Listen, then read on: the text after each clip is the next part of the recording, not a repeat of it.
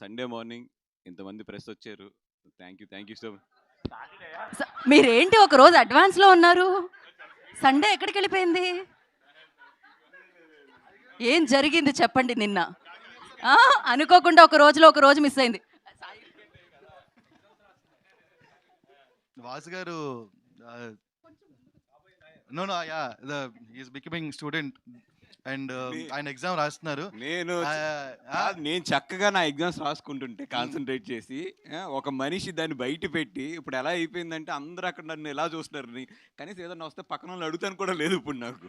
ఇప్పుడు ఈ ఇండస్ట్రీలో వచ్చే ప్రాబ్లమ్స్ అన్ని సార్ లా చదువుకుంటున్నారు, చదువుకొని పరిష్కరిస్తారని.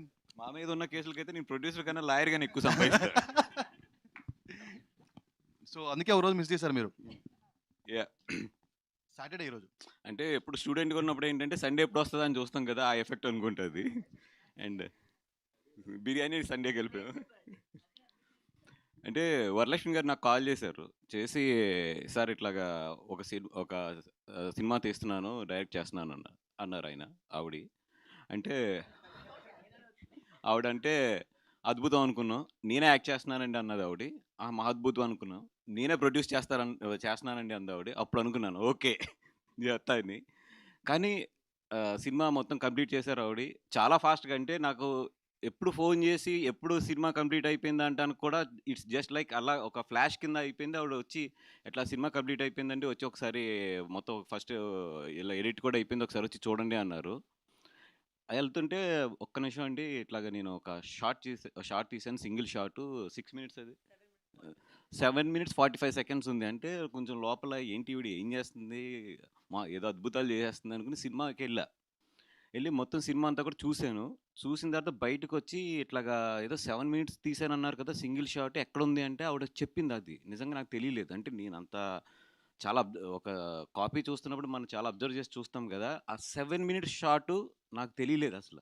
అంటే అదొక్కటి చాలు ఈవిడ ఎంత మంచి డైరెక్టర్ అని చెప్పడానికి.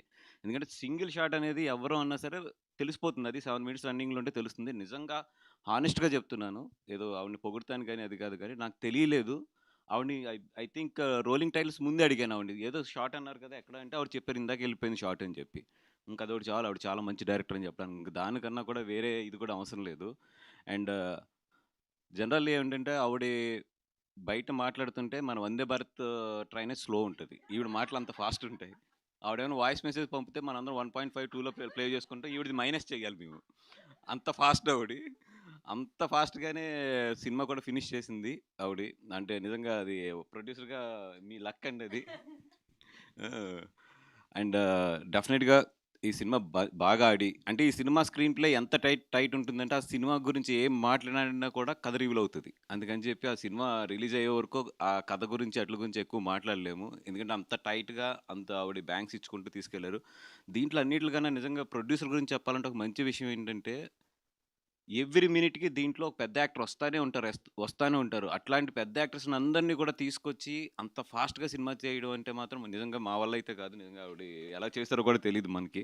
లేదా ఈవిడ గట్టిగా ఇంటికి వెళ్ళి వాళ్ళని తీసుకొచ్చేసి ఉంటుంది పొద్దున్నే. ఎందుకంటే అంతమంది యాక్టర్స్ ఉన్నారు సినిమాలోని. మొత్తం వీళ్ళందరినీ పెట్టి కూడా నిజంగా చాలా మంచి సినిమా అయితే తీశారు. డెఫినెట్గా ఆడపిల్ల ఉన్న తల్లిదండ్రులు అయితే డెఫినెట్గా చూడవలసిన సినిమా ఇది. అండ్ ఆవిడకైతే చాలా మంచి పేరు వస్తుంది సినిమాకి. అండ్ అలాగే డబ్బులు కూడా బాగా రావాలని కోరుకుంటున్నాం.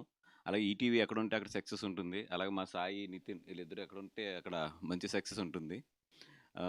డెఫినెట్గా వాళ్ళకి కథ నచ్చి వాళ్ళు దీంట్లో ఇన్వెస్ట్ చేశారంటే నాకు అక్కడ అర్థమవుతుంది ఈ సినిమా డెఫినెట్గా హిట్ అని చెప్పి. అండ్ గీతా ఫిల్మ్స్ కూడా ఈ సినిమాని రిలీజ్ చేస్తుంది.